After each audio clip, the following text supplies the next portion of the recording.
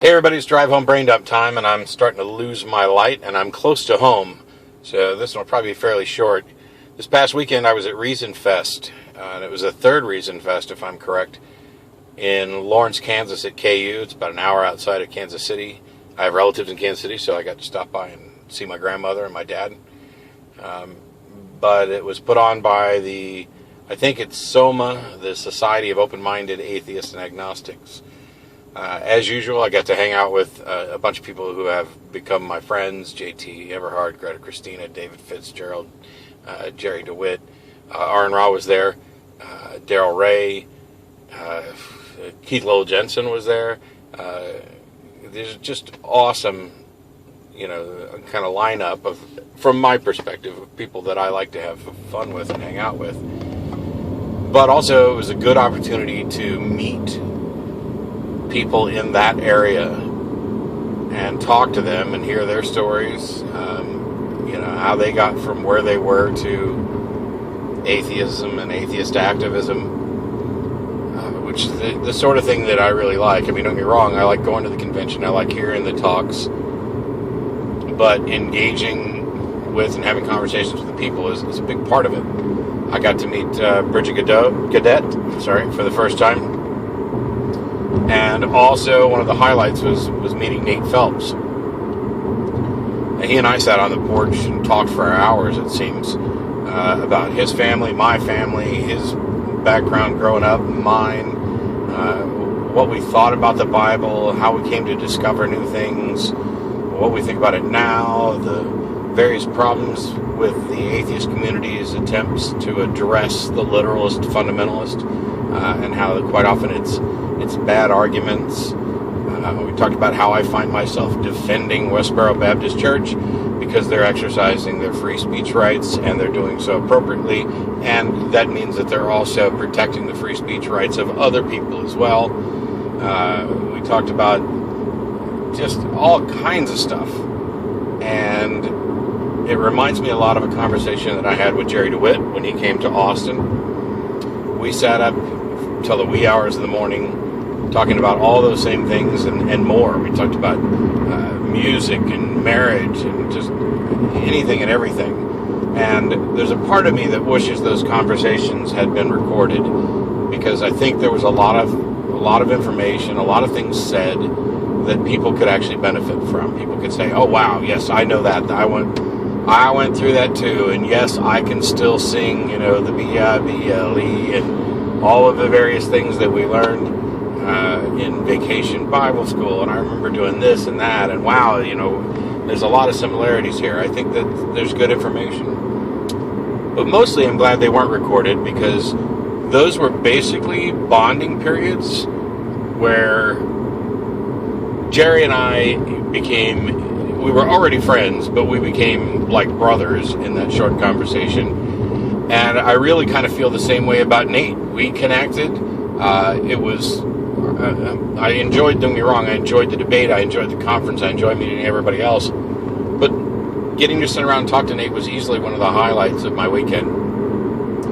I'm actually looking forward to possibly having some roundtable discussions with the various former ministers, Richard Hain, Jerry DeWitt, and Teresa McBain, for starters, and a lot of the literalist fundamentalists like Nate, the people who came from that background. We'll see what happens. I'm not sure exactly how and when we're gonna work that out, because I'd rather do it live than over Google Hangouts, but we'll do what we can.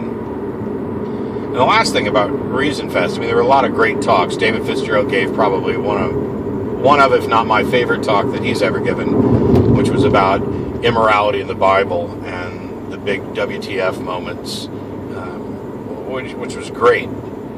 And I think there was a lot there that even that crowd didn't really know. But I could be wrong, because atheists by and large know more about the Bible and more about these particular parts of the Bible than most believers I interact with. That said, the conference started off, and I hate to end this on a downer, and I rather would have talked about this earlier, but the very first speaker at the conference, whose name I've forgotten, I believe it was believe it was Fred. Anyway, he was a Christian, which didn't even faze me through the beginning part of his talk. And he was talking a little bit about communication and how atheists sometimes get it wrong with Christians, and Christians sometimes get it wrong with atheists, and how we can do better and work together. There were a lot of elements like that were in there that were good, and that I even generally agreed with. But he then quoted Richard Dawkins talking about atheists for Jesus, which already irks me because I hear this from not just Dawkins, but other atheists as well, saying, oh, yeah, we'll point out all of the atrocious things in the Bible, all of the various contradictions and absurdities, but, we don't believe in a God, and we don't believe that Jesus was God, but Jesus was a good guy, and he said lots of good stuff, and, I've even heard atheists say, hey, nobody can deny that this was a wise person who taught really valuable lessons to people. I can deny it, and I have. If you go over to wiki.ironchariots.org and search for Sermon on the Mount, you'll find my verse-by-verse deconstruction of the Sermon on the Mount, showing what parts are good advice, what parts are bad advice, and what parts are really bad advice, and which things are kind of neutral. Because I don't really find anything in the Bible that represents any sort of wisdom beyond the minds of human beings at the time that it was written. I don't find anything particularly awesome or awe-inspiring about the Sermon on the Mount, which is generally considered to be like one of the greatest things anybody ever said, and it's so great that clearly it demonstrates that the speaker was divine. Well, if that's divine, I'm really kind of disinterested. But you can go there and you can find this out.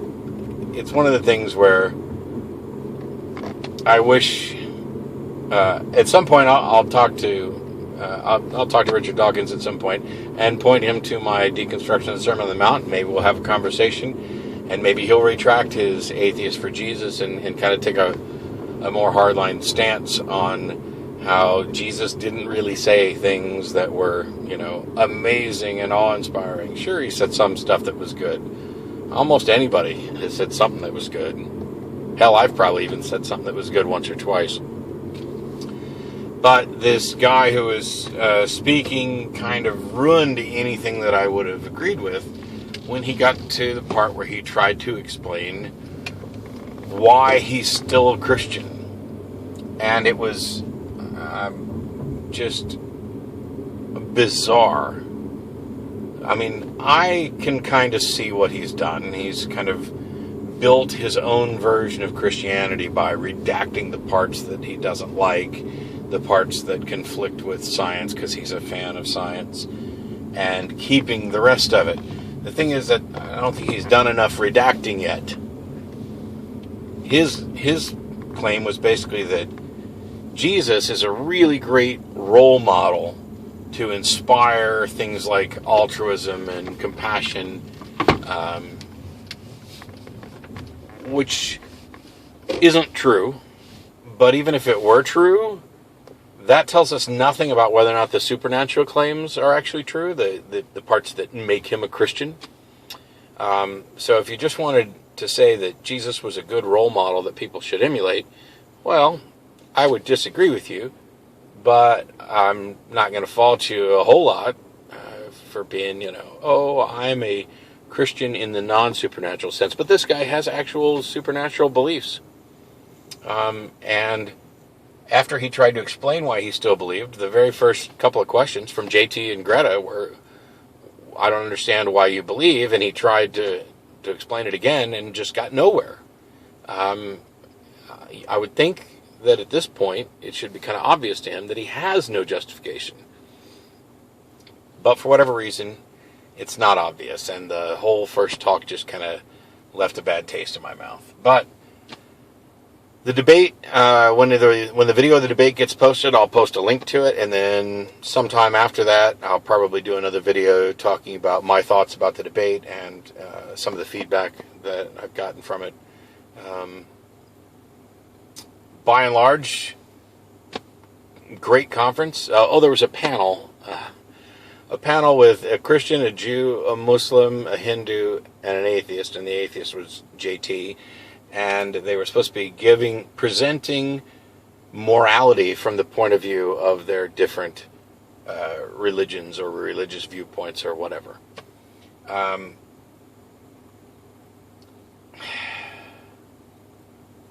It was a mess.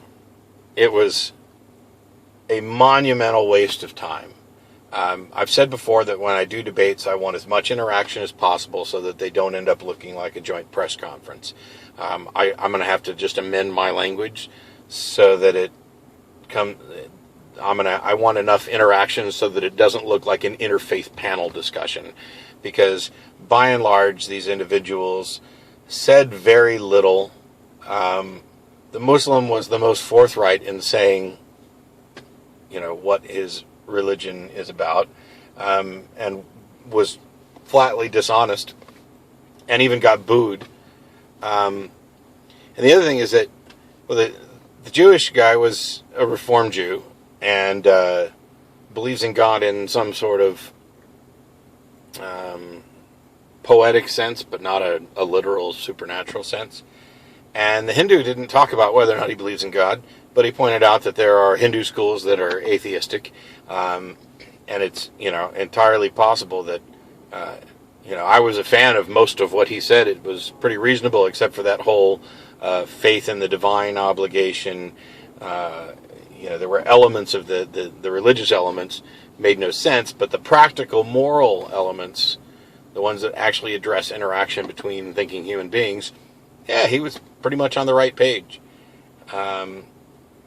It's just 5 people in the course of an hour giving a brief assessment of morality from the point of view of their worldview or their view with respect to religion, where I think we got to ask 2 questions before we ran out of time. I don't know if anybody got anything useful out of that other than they really didn't like the Muslim guy, who, by the way, refused to shake hands with one of the organizers because she was a woman, and then claimed that he did this out of honor and respect to her. You, sir, are a liar. You didn't do it out of honor and respect for her. You avoided shaking her hand to cover your own ass because your religion teaches that she might have been unclean, or that you might have had impure thoughts after actually touching her. That's not respect and honor. That's fear-mongering. That is sexuality shaming. That is necessarily creating a division where somebody is lesser. And the fact that you try to play it up as if you were exalting her, she was too good for you to touch, is just laughable. The way in which you respect somebody is based on what they want you to do. If I find it disrespectful to me for you to shake my hand, then you probably shouldn't shake my hand. But if I find it disrespectful for you to not shake my hand, then perhaps you should shake my hand. I understand you have a religious prohibition for doing that. I know that's the case. But don't try to play it up like you were being respectful and honoring, this exalted woman who I'm not worthy to touch type of crap. Because that's just a damn lie.